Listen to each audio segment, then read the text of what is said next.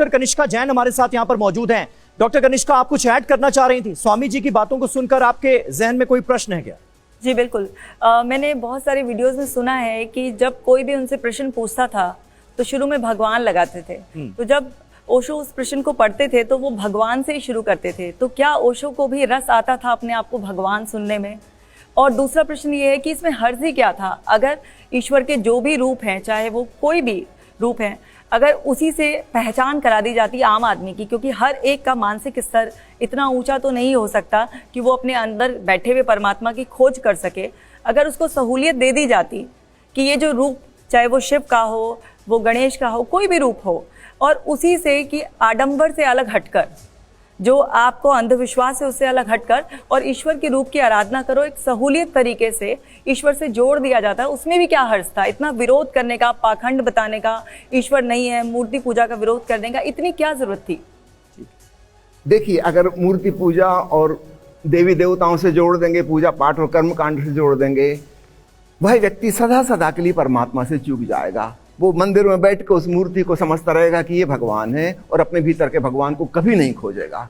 देखो, संत कबीर ने खोज लिया क्योंकि बड़े सौभाग्यशाली थे। पक्का नहीं था कि हिंदू हैं कि मुसलमान हैं। न हिंदुओं ने मंदिर में घुसने दिया, न मुसलमानों ने मस्जिद में आने दिया। उन्होंने अपने भीतर परमात्मा को पा लिया। वो एक दुर्भाग्य उनके लिए सौभाग्य साबित हो गया।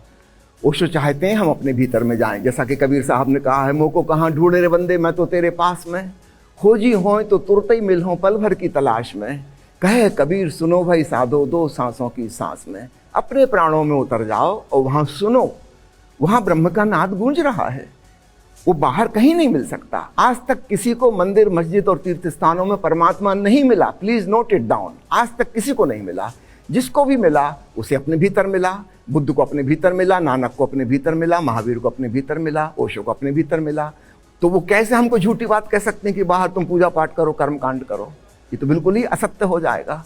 ओशो वही कह रहे हैं जो उन्होंने स्वयं जाना है। वो शास्त्रों ग्रंथों में लिखी बात नहीं कह रहे हैं। मैं कहता आंखन देखी, तू कहता कागज की लेखी। वो अपनी बात कह रहे हैं। लेकिन क्या एक आम इंसान का बौद्धिक लेवल इस स्तर का हो सकता है, इस लेवल का हो सकता है कि वो अपने अंदर के परमात्मा को महसूस कर सके? आपने नाम लिया महावीर जैन का, आपने नाम लिया गौतम बुद्ध का, लेकिन ओशो के ऐसे कौन से भक्त थे? हजारों लाखों भक्त होंगे ओशो के। ऐसा कौन सा भक्त था जिसने अपने अंदर के परमात्मा को महसूस कर लिया? देखिए, मुझे ज्यादा तो नहीं पता, लेकिन ओशो के जीवन काल में ही 7 लोगों की घोषणा तो उन्होंने स्वयं की थी। 7 लोगों की, और उनकी समाधि भी वहां पर बनवाई है। आश्रम के अंदर 7 लोगों की समाधियां बनी हुई हैं जिन्होंने परम ज्ञान को पाया। और कितने होंगे जिनके हम नाम नहीं जानते, क्योंकि ये कोई प्रचार प्रसार की बात तो नहीं कि कोई डुंडी पीटता फिर डंडोरा पीटता रहे कि मैंने परमात्मा को पा लिया है। वह अपने भीतर आनंद में डूब गया। देखिए, 2 प्रकार के लोग होते हैं जो परमानंद को पाते हैं। एक होते हैं अरहत, एक होते हैं बोधिसत्व।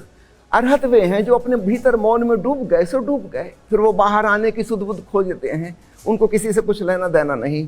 दूसरे हैं बोधिसत्व, अत्यंत करुणावान।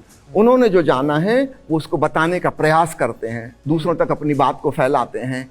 बोधिसत्व हजारों में एक होते हैं, अरहत 1000 होते हैं, 999 होते हैं। ठीक है, बिल्कुल स्वामी जी। और इसी तरह से हम हर सवाल का जवाब आपसे लेने की आज कोशिश करेंगे।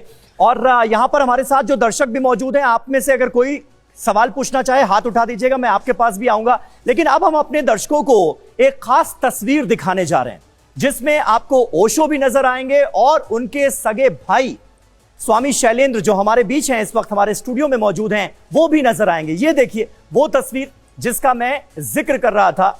इसमें दीक्षा देते हुए ओशो नजर आ रहे हैं स्वामी शैलेंद्र को।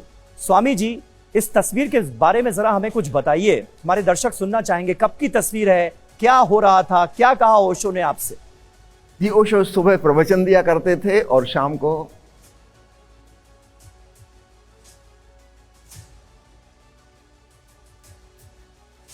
ये तस्वीर देखकर आप भी भावुक हो गए। जी, आपकी आंखों में आंसू देख पा रहा हूं। जी, क्या याद आ रहा है आपको? मुझे याद आ रहा है वह दिन जब ओशो ने मेरे माथे पर हाथ रखा था, है ना। मैं अपनी पढ़ाई लिखाई पूरी करके पूना पहुंचा। ओशो मुझसे पूछा कि MBBS हो गया? मैंने कहा जी हो गया। उन्होंने कहा और पोस्ट ग्रेजुएशन नहीं करनी? मैंने कहा बिल्कुल नहीं करनी, मैं आपके निकट ही रहना चाहता हूँ। तब उन्होंने मेरे को आशीर्वाद दिया और कहा कि ठीक तुम ही आश्रम में वास करो। तो उस समय का भाव मुझे याद आया। बिल्कुल। स्वामी शैलेंद्र के बारे में मैं अपने दर्शकों को बता दूं कि ये MBBS डॉक्टर हैं और डॉक्टरी करते थे, बाकायदा हॉस्पिटल में प्रैक्टिस करते थे। सब कुछ छोड़ छाड़ कर इन्होंने ओशो के साथ जाने का फैसला लिया था अरसे पहले। और यहां से कोई और पूछना चाहता है? कोई सवाल? नहीं, आपसे हो गया। आप में से कोई? जी, क्या सवाल है? मैं स्वामी जी से पूछना चाहता हूँ, जबकि आप बोल रहे हैं कि भगवान है ही नहीं, कभी बोलते कि है, सेम इसी तरह से ओशो भी बोलते थे कि भगवान नहीं है, और कभी बोलते थे कि है, और कभी बौद्ध का उदाहरण देते थे, कभी भगवान राम का उदाहरण देते थे, कभी श्री कृष्ण का उदाहरण देते थे। तो आम जनता और हम लोग आज की नई पीढ़ी क्या ये समझे भगवान है या नहीं? इसका आप हमें सरल तरीके से जवाब दीजिए। इसे घुमा फिरा के था, आत्मा, परमात्मा, इससे सब दूर छोड़ के भगवान है या नहीं? स्वामी जी सीधे सीधे बताइए, भगवान है या नहीं है? देखिए, सृष्टा के रूप में कोई भगवान नहीं है। हाँ, एक भगवत्ता है, एक क्वालिटी, एक व्यक्ति नहीं, एक गुणवत्ता। Not a personality but A quality. उसको हम एक दूसरा नाम दें, ओशो ने बड़ा प्यारा नाम चुना है, भगवत्ता, दिव्यता, divinity, godliness. So there is no God as a person, personality, but there is godliness as a quality which is present in everyone.